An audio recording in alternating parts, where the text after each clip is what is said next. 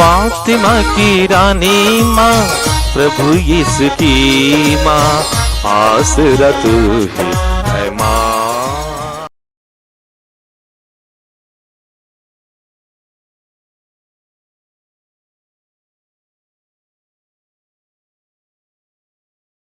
पहला पाठ रोमियो के नाम संत पौलुस का पत्र, अध्याय 1, पद संख्याएं 1 से 7 तक।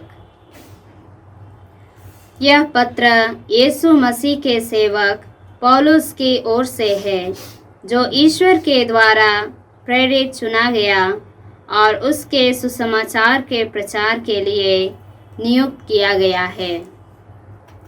ईश्वर ने बहुत पहले अपने नबियों के द्वारा इस सुसमाचार की प्रतिज्ञा की थी, जैसा कि धर्म ग्रंथ में लिखा है।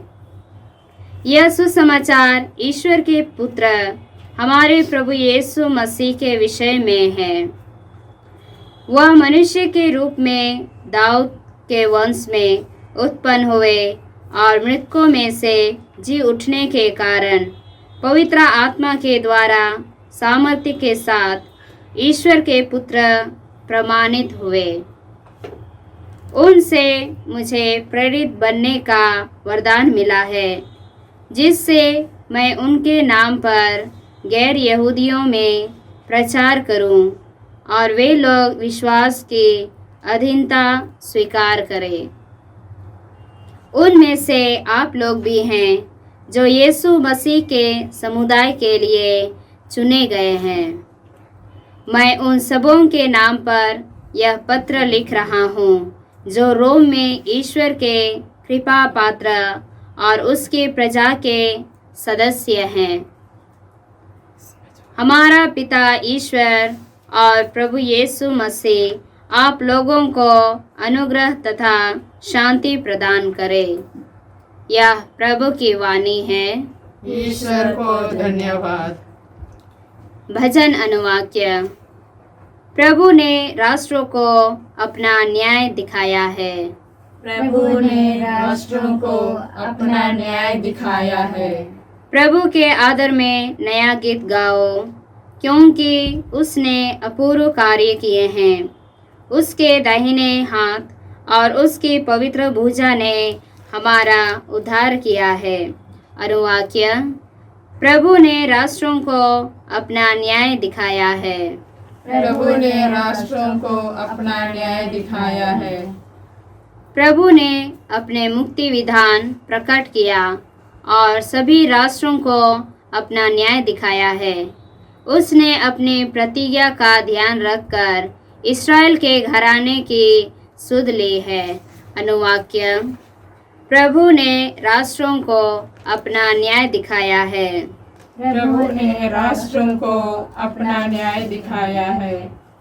पृथ्वी के कोने कोने में हमारे ईश्वर का मुक्ति विधान प्रकट हुआ है। समस्त पृथ्वी आनंद मनाए और ईश्वर की स्तुति करे। अनुवाक्य। प्रभु ने राष्ट्रों को अपना न्याय दिखाया है। प्रभु ने राष्ट्रों को अपना न्याय दिखाया है। जय घोष। हालेलुया। आज अपना हृदय कठोर न बनाओ, प्रभु की वाणी पर ध्यान दो। हालेलुया।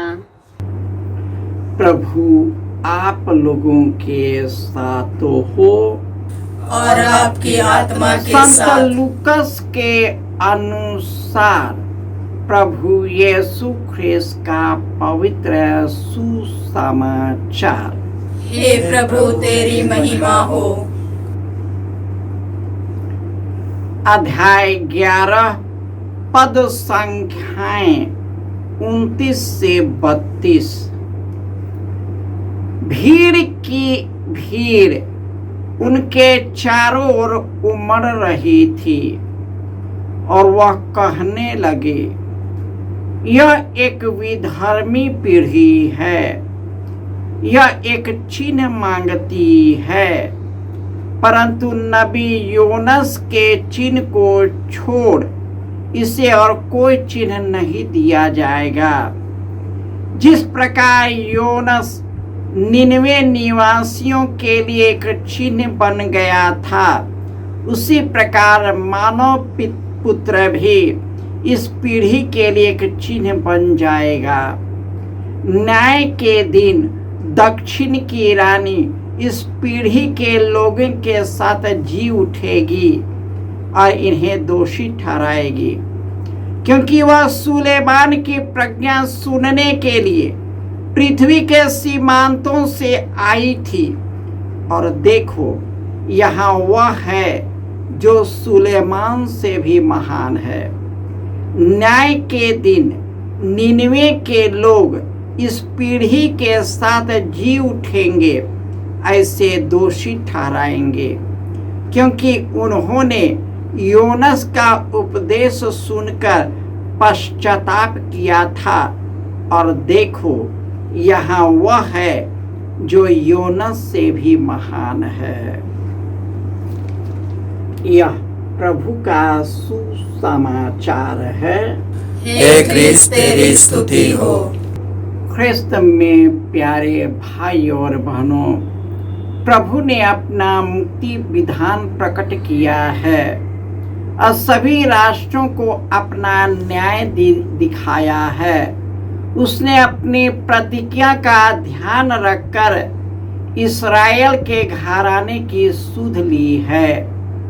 पृथ्वी के कोने कोने में हमारे ईश्वर का मुक्ति विधान प्रकट हुआ है। समस्त पृथ्वी आनंद मनाए और ईश्वर का स्तुति गान करे। आज संत पौलुस रोमियो के पत्र में कहते हैं, ईश्वर ने जो नबियों के द्वारा जो प्रतिज्ञा किया था यीशु मसीह के बारे में, वह उसी में पूरा हो गया है। वे दाऊद के वंश से उत्पन्न हुए, वे मृतकों में से जी उठे और जी उठने के बाद पवित्र आत्मा के सामर्थ्य द्वारा ईश्वर के पुत्र प्रमाणित किए गए।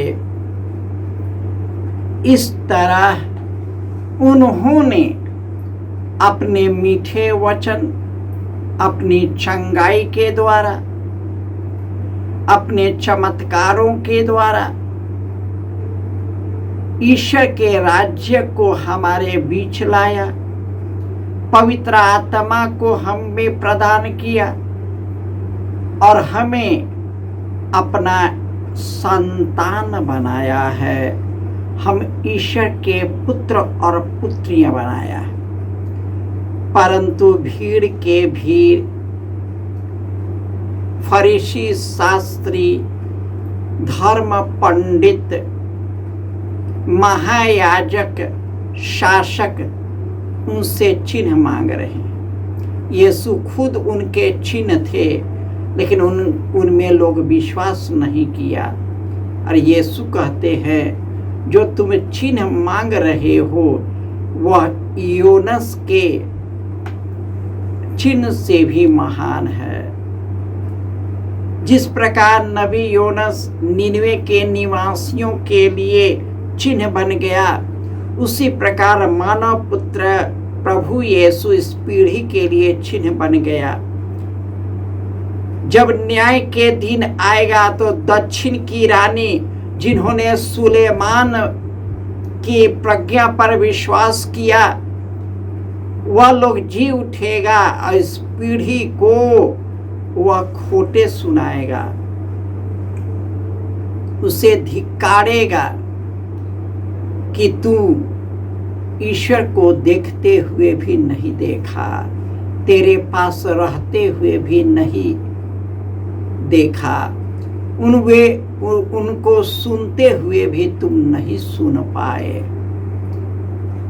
इसलिए तुम्हारी दशा सोदोम और गोमारा के दशा से भी अधिक असहनीय होगी कि तुम लोग सुनते हुए भी नहीं सुने। इस दुनिया में ऐसे ही लोग हैं, बजरंग दल विश्व हिंदू परिषद और कई लोग जो इस संसार के छल कपट में जुड़ा हुआ है, अपनी इच्छा में जुड़ा हुआ है, लोभ और लालच और घमंड अहंकार में है, केवल इसी दुनिया के लिए जीता है, अपने से मतलब रखता है और लोगों पर अपनी इच्छा थोपता है।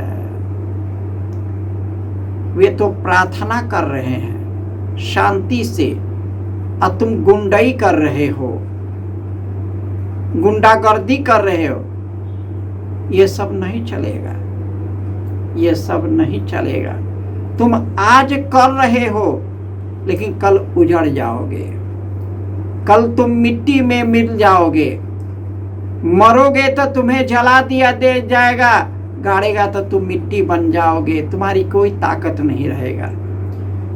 तुम तो क्षणभंगुर मनुष्य हो, मरणशील मनुष्य हो। आज जी रहे हो, कब मरोगे मालूम नहीं। अभी भी समय है तुम सबों के लिए जो ईश्वर के नाम पर, धर्मों के नाम पर अत्याचार करते हो, लोगों पर सत्ता जमाए के रखने के लिए अपनी इच्छा दूसरों पर थोपते हो, दूसरे से थोपते हो। ऐसे ही वे लोग नहीं हैं जितने लोग ईश्वर से दूर चले गए। हमारा बेटा हो सकता है, हमारा भाई हो सकता है, हमारे समाज के लोग हो सकते, हमारे आसपास के लोग होते, हमारे परिवार के लोग होते। जो लोग इस अपने आप से लीन हो गया, लोभ और लालच में चला गया, उसके अंदर से ईश्वर निकल गया। हम प्रार्थना करें कि हम सभी पवित्र आत्मा से भर जाए, उनके जीवन से भर जाए। हम केवल चिन्ह और चमत्कार नहीं, यीशु जो पुनर्जीवित यीशु है उसी को धारण करे, उसी को अपने दिल से संयोजे रखे और उनके मार्ग सत्य पर चलकर यीशु ने जो कार्य हम सबों को सौंपा है उसी को करने के लिए सक्षम हो जाए और उसी के द्वारा अनंत जीवन प्राप्त कर सके। जय यीशु।